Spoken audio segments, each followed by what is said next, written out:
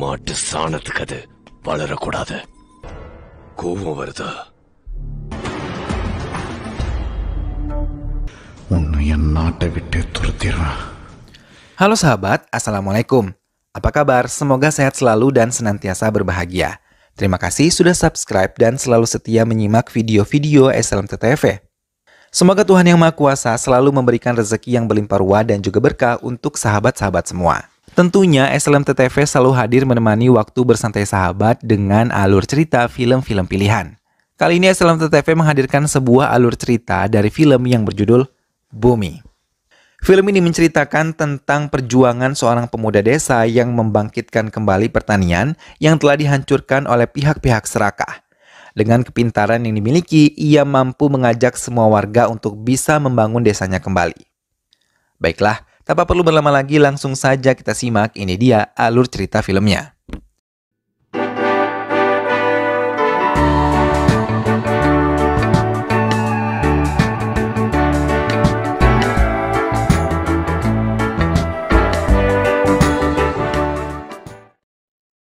Sebuah penemuan Bumi Nathan menemukan kehidupan tanaman yang ada di Mars dengan menyesuaikan anaerobik tertentu yang diperlukan untuk bertahan hidup. Hal itu sekaligus memecahkan pendapat ilmuwan lain tentang apa yang telah ia temukan. Dalam pertemuannya dengan beberapa wartawan menjawab banyak keraguan setelah ia sendiri menginjakan kaki ke Mars. Ia mengatakan kalau ia bisa memberi kehidupan ke Mars dan juga pernah membawa burung untuk bahan percobaan agar bisa hidup di Mars. Ia mengatakan juga kalau ia membuat ini khusus untuk pamannya bernama Velusamy yang tinggal di desanya.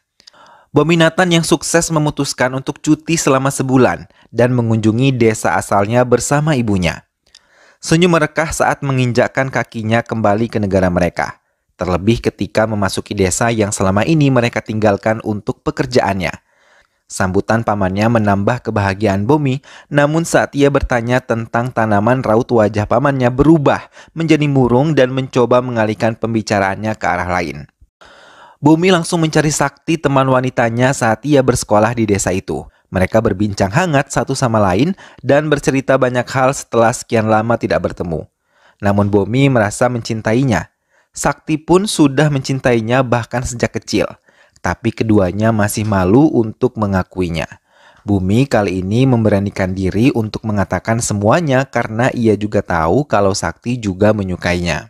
Mendengar hal tersebut, Sakti menangis karena ia sudah menunggu 3 tahun untuk bisa mendengar hal ini. Usaha lain pun ditempuh warga untuk melakukan demo di depan kantor kepolisian agar kesulitan mereka bisa dibantu. Namun, kepala desa setempat sama sekali tidak menghiraukan semua yang telah dilakukan oleh warga. Bahkan mereka diserang oleh pihak kepolisian. Mereka juga ditembaki dengan gas air mata oleh petugas. Bumi yang melihat semua warga berlari dengan penuh luka membuatnya tercengang dan mencoba melindungi warga. Hingga ia berhasil menyelamatkan pamannya. Velusamy membawa Bumi ke ladang jagungnya yang gagal karena tidak memiliki ketersediaan air yang cukup untuk bisa menghidupi semua tanaman di ladangnya.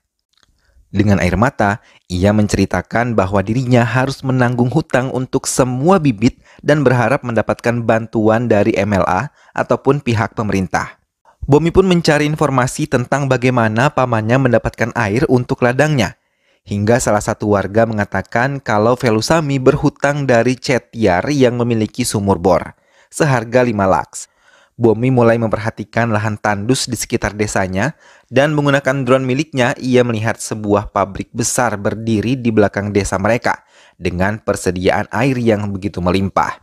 Ia kemudian mendatangi salah satu pabrik tersebut dan mendengar sendiri bagaimana mereka melimpah menggunakan air dan saat mengungkapkan kekecewaannya, Bumi malah mendengar banyak petani yang kini bekerja di pabrik tersebut hingga mereka bisa menghasilkan uang daripada harus bertani tidak mendapatkan apapun. Hal itu membuat Bumi berpikir, bila keadaannya seperti ini terus maka India akan seperti Somalia. Bumi mencoba menemui MLA secara langsung. Tapi ia malah sibuk dengan 3 gadis di dalam ruangannya. Bumi yang menunggu MLA tersebut bisa keluar tiba-tiba melihat pamannya yang datang sambil membawa dirijen berisi penuh dengan bahan bakar. Ia mengancam akan membakar dirinya sendiri bila suara petani tidak didengarkan. Melihat hal itu, Bomi berlari berusaha mengejar pamannya. Namun Bomi terlambat, Velusami telah menyiramkan tubuhnya dengan bahan bakar yang ia bawa dan menyulutkan api ke tubuhnya sendiri. Bomi mencoba menolong dan mencari karung yang telah dibasahi air seorang diri dan membawa ambulans untuk menolongnya. Namun, di tengah perjalanan menuju rumah sakit, Velusami meminta Bomi untuk bisa membiarkan dia mati. Velusami hanya berpesan agar Menaksi putrinya bisa menempuh pendidikan tinggi. Tak lama, Velusami mengembuskan napas terakhirnya. Hal itu membuat Bomi terdiam dan tidak bisa lagi menangis.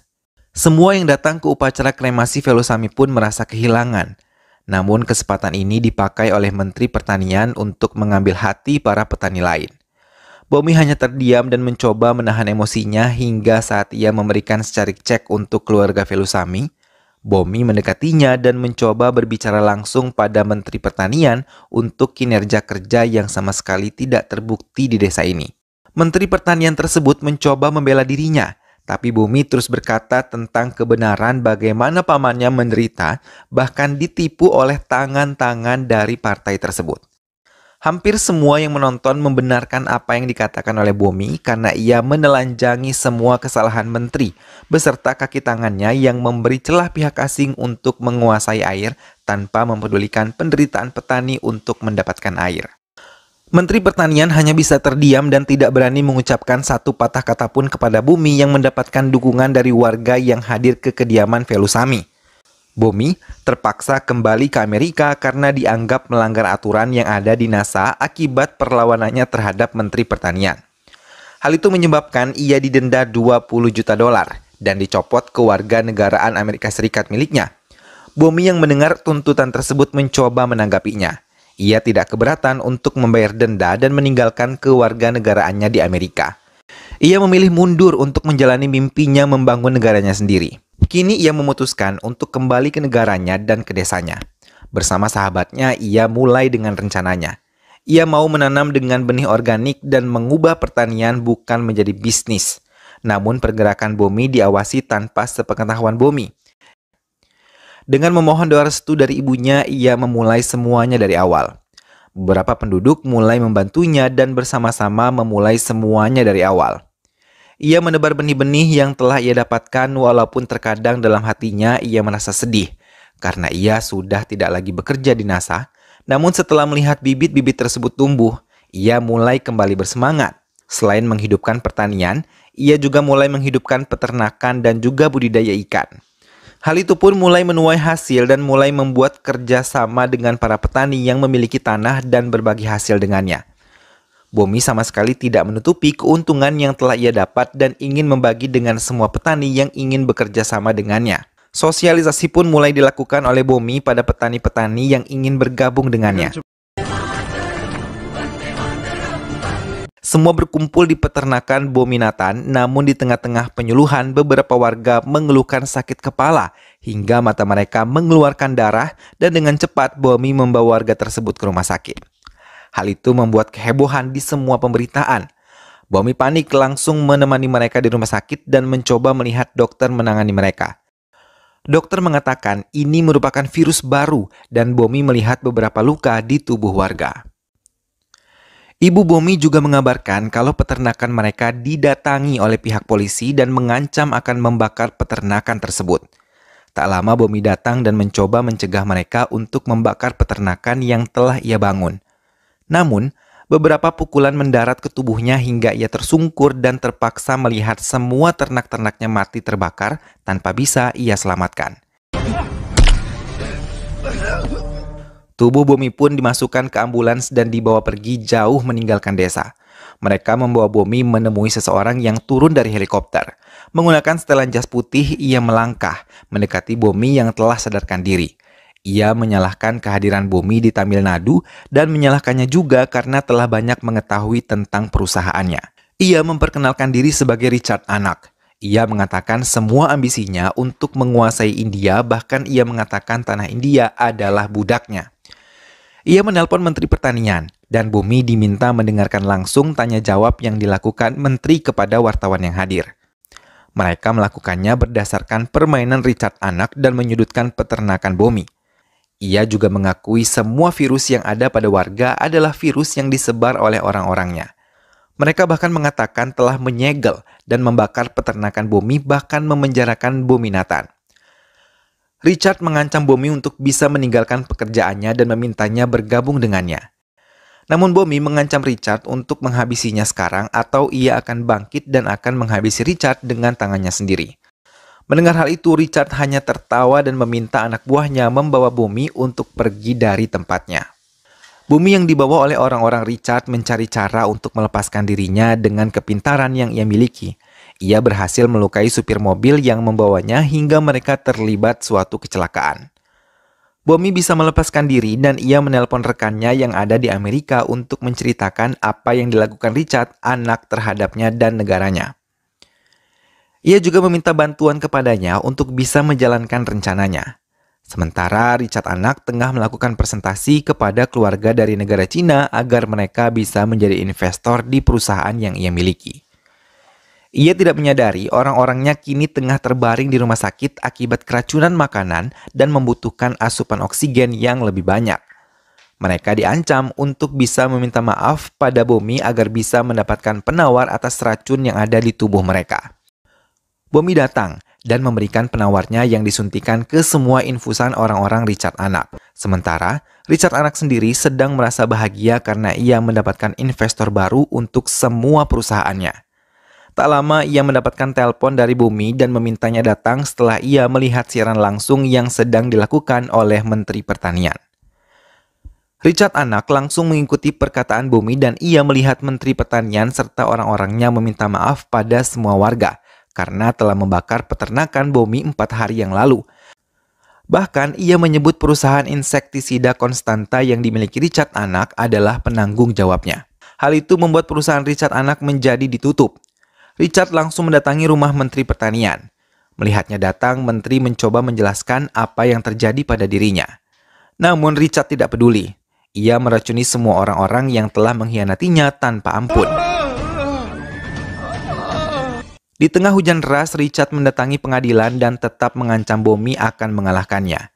Ia juga menunjukkan sikap sombongnya di hadapan hakim, bahkan mengancam pengadilan dengan memberikannya waktu 24 jam untuk bisa membebaskan perusahaannya. Sebelum ia ingin meninggalkan ruangan pengadilan, Bomi mencoba mencegahnya dan memintanya melihat sebuah rekaman yang sengaja ia putar di pengadilan. Hal itu untuk mematahkan kesombongan Richard anak tentang pengaruh besarnya terhadap pertanian itu semua bohong. Di luar pengadilan, Bomi memberi waktu 1 tahun dan yakin ia akan mengusir Richard dari negaranya. Bomi mulai mengajak semua warga untuk mengambil benih yang ada di dalam kuil, benih organik yang sangat baik untuk pertanian mereka. Semua warga pun berduyun-duyun mendaftarkan nama mereka untuk bisa bergabung dengan Bomi. Namun Richard memiliki cara sendiri untuk menggagalkannya. Ia memecat semua keluarga dan kerabat yang bergabung dengan Bomi, hingga terjadi sedikit kesalahpahaman. Semua orang-orang yang dipecat oleh Richard menantang Bomi. Melihat pertentangan itu, Bomi menantang mereka untuk bisa bergabung dengannya, tapi dengan sombong mereka menantang Bomi untuk bisa menggajinya sesuai dengan gaji yang diberikan oleh Richard. Mendengar hal itu, Bomi mencoba menjelaskan gaji yang akan mereka dapatkan dari pertanian. Bahkan Bomi mengatakan akan lebih membuka lapangan pekerjaan baru untuk semua warga. Mereka pun malah tertarik hingga akhirnya bergabung dengan Bomi untuk membentuk perusahaan besar Tamil Nadu.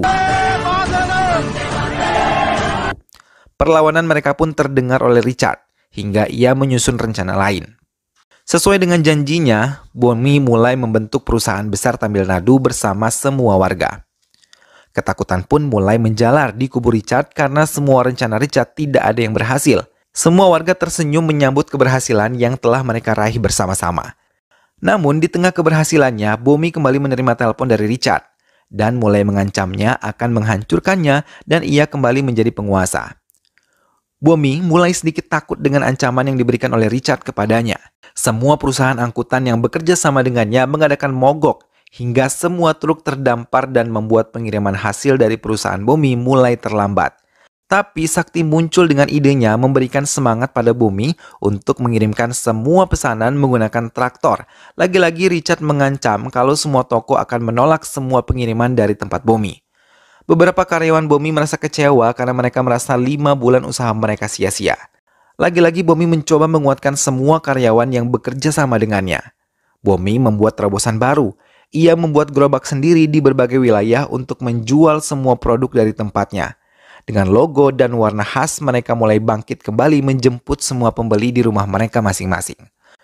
Bomi dengan sombongnya mengatakan akan menghancurkan kediktatoran Richard Anak. Tak lama beberapa warga datang dengan brutal membeli produk yang dijual dengan harga sangat murah oleh orang-orang Richard Anak. Hal itu membuat Bomi merasa hampir putus asa dengan semua serangan yang dilakukan oleh Richard Anak. Bomi meninggalkan tokonya sambil menangis mencoba menenangkan diri. Sakti mencoba mendekatinya dan menenangkan kekasih hatinya. Hingga tak lama ibunya datang dan mengajak Bomi ikut dengannya. Dengan mengusap air matanya, ia melihat semua warga membakar semua benda yang dihasilkan oleh perusahaan Richard Anak dan mendukung semua produk yang dihasilkan oleh Bomi. Tangis Bomi benar-benar pecah dan bersyukur ternyata semua warga kini telah sadar dengan semua kejahatan yang dilakukan oleh Richard Anak. Melihat keberhasilan Bomi, Richard Anak merasa putus asa, namun tidak mau menunjukkan kepada Bomi. Hingga ia tidak menyadari kalau kopi yang dipesannya telah mengandung racun dari orang-orang Bomi. Vande Mataram.